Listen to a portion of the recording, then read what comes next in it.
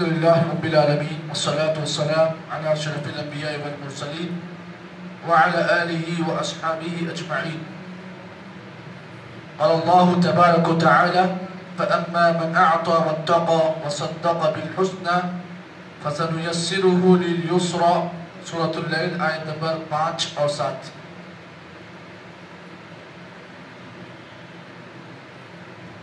وقال تعالى لن تنالوا البر حتى تنفقوا مما تحبون وما تنفقوا من شيء فإن الله به عليم.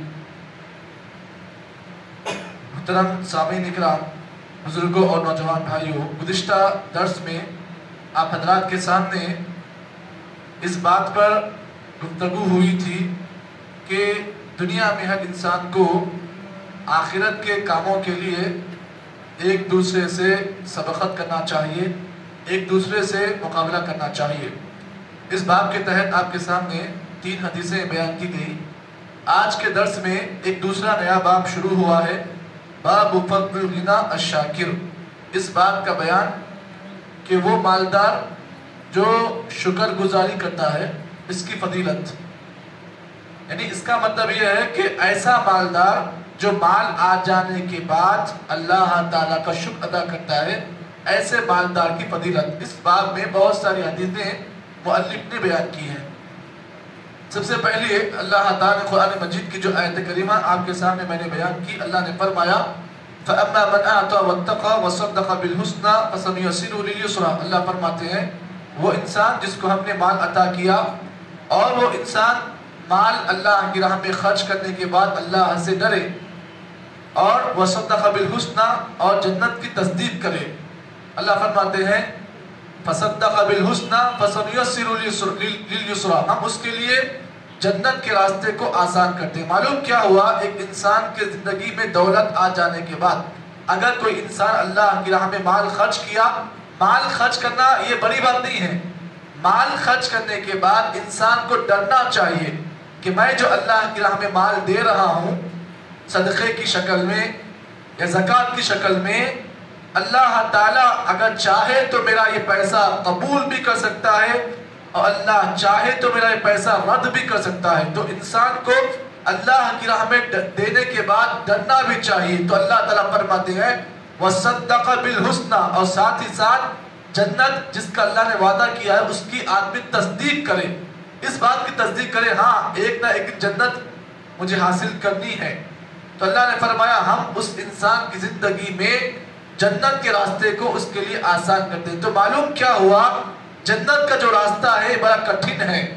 اس راستے کے دوران، اس راستے کے درمیان میں بہت ساری رکاوٹیں ہیں، لیکن ان رکاوٹوں کو دور کرنے کے لیے آدمی کو جنت کے اس راستے کے سلسلے میں اللہ سے دعائیں کرنی چاہیے کہ اللہ اس راستے کو میرے لیے آسان کر دے. کیونکہ یہ راستہ جو ہے بڑا کٹھن ہے اور یہ راستہ اسی وقت ختم ہوتا ہے جب پل صراط کو ہم طے کرتے ہیں، اور پل صراط کا راستہ یہ بڑا خطرناک راستہ ہے. اور قیامت کے دن اس راستے کی حیت اور خطرناک ہو جائے گی. کیوں؟ اس لیے کہ قیامت کے دن اللہ تعالیٰ اس پل صراط کے راستے کو جہنم کی پیٹھ کے اوپر رکھ دے گا. اب اس میں سے ہر آدمی کو گزرنا ہوگا، نیک آدمی بھی گزرنا ہوگا، برے آدمی کو بھی اس پر گزرنا ہوگا. یعنی یہ راستہ اللہ تعالیٰ قیامت کے دن بہت اس راستے کو کٹھن کر دے گا. کیوں؟ اس لیے کہ جہنم کی پیٹھ کے اوپر اس راستے کو رکھ دیا جائے گا. اب اس میں سے بعض لوگ، اللہ کے نبی فرماتے ہیں میرے بعض امتی اس راستے پر بجلی کی رفتار کی طرح اس راستے کو طے کرے گی، اور بعض میرے امتی ایسے آئیں گے جو اس پل صراط کے راستے کو آہستہ آہستہ طے کریں گے، اور بعض میرے امتی ایسے بھی آئیں گے جو اس پل صراط کے راستے کو بیچ تک سفر طے کریں گے. اس کے بعد ان کے زندگی سے، ان کے اس عمل سے ان کا نور ختم ہو جائے گا، روشنی ختم ہو جائے گی، اندھیرا ہوگا، پیر پھسل جائے گا اور جہنم کی آگ میں یہ لوگ گر جائیں گے. تو معلوم کیا ہوا، یہ پل صراط کا راستہ ایسا راستہ ہوگا جس راستے پر نہ کوئی اسٹریٹ لائٹ ہوگی نہ کوئی روشنی ہوگی، بلکہ وہاں صرف اندھیرا ہوگا. اور آپ جو زندگی میں جو نیکیاں کرتے ہیں انہی نیکیوں کے مطابق آپ کو نور دیا جائے گا، اور اسی نور کی روشنی میں آپ اور ہم اس پل صراط کے راستے کو طے کریں گے.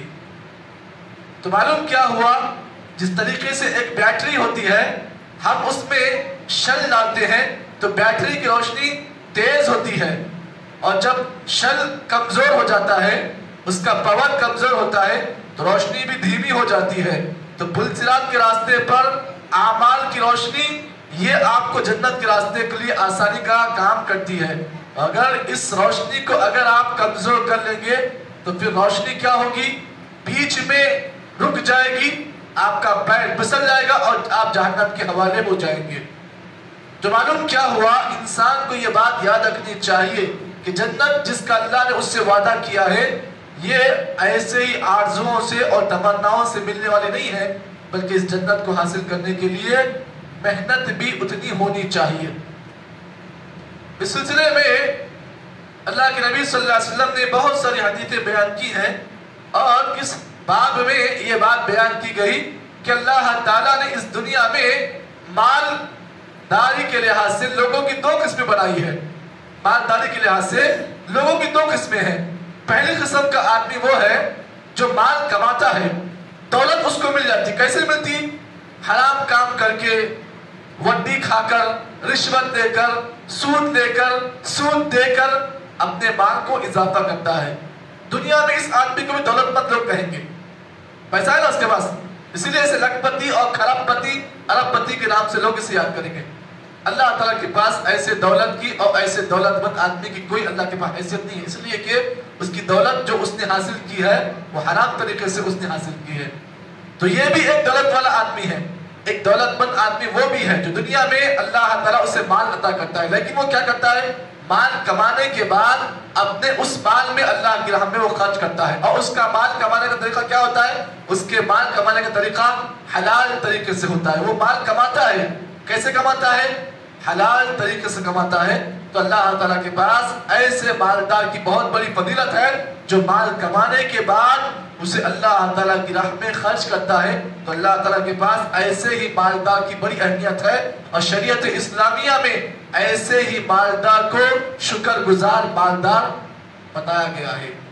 تو ہمیں اور آپ کو اس باب کے متعلق جو باتیں بیان کی ہیں، خلاصہ کلام یہ ہے کہ مال کمانے کا اللہ نے دنیا میں حکم دیا ہے، لیکن مال اسی طریقے سے کمایا جائے جو اللہ تعالیٰ نے اور اس کے رسول نے طریقے بتائے ہیں۔